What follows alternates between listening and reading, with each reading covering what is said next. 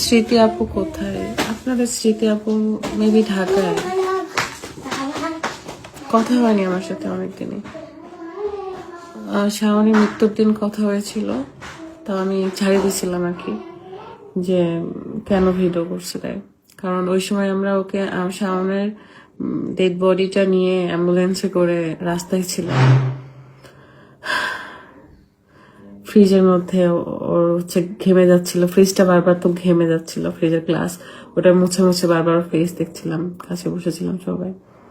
তো ওই মুহূর্তে আসলে ওর কিছু ভিডিও আসছিল যে ক্লিয়ার করতে আর কি, হয়তো সবাই ভাবছে ওদের গ্রুপের কে যেন মারা গেছে। তো ওই সময় আমি হচ্ছে ভিডিও মানে ভয়েস দিয়ে অবশ্য রুট ভাষায়, কারণ ওই সময় আমার স্বাভাবিক ভাষা বের হচ্ছিল না, রুট ভাষায় ভয়েস দিয়েছিলাম যে তুমি কেন এই ভিডিও করছো, ভিউ এর জন্য কিনা।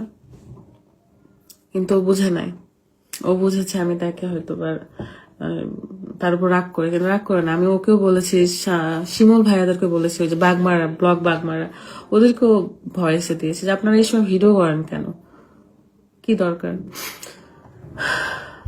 ভিডিও। আমি দেখছিলাম বলতে রাত কি জানি কারণে ফেসবুকে ঢুকছে, টিকটকে ঢুকছে, তখন হচ্ছে আসছিল। আমি সেই দিন থেকে ফোনই টাচ করি না, ফোনের ভিতর ঢুকিয়ে নাই, তো ওই কারণে ওই সেদিনই কথা হয়েছে, পরে আর কথা হয়নি। পরে তো ফেসবুকেই দেখতেছি। আমার এই সময় যাদের যাদের আমার পাশে থাকা দরকার আমি কাউকেই পাইনি, কাউকে না, সিঙ্গেল একটা মানুষও না, কেউ না। আমি আর রাত একা একা নিজেদেরকে সামলাইছি। স্মৃতি তোমাকে খুঁজে অনেক কথা বলে, বলো কাকু, ও ভালো থাকুক, ওর ভালোর জন্য সারা জীবন চেয়েছে। ওর সাথে যখন প্রথম পরিচয় হয় তখন আমি চেয়েছি ভালো থাকুক, ও যখন সাকসেস হতে পারতেছে আর লাইফে তখন আমি চেয়েছি ভালো থাকুক। ও যখন জীবনে হচ্ছে ভালোবাসার মানুষ পেয়েছে তখনও আমি খুব খুশি ছিলাম, এখনো খুশি। ওরা ভালো থাকুক, আলহামদুলিল্লাহ, আমার কোনো অভিযোগ নাই এসব নিয়ে। করুক যেমন চাই করুক। আম্মু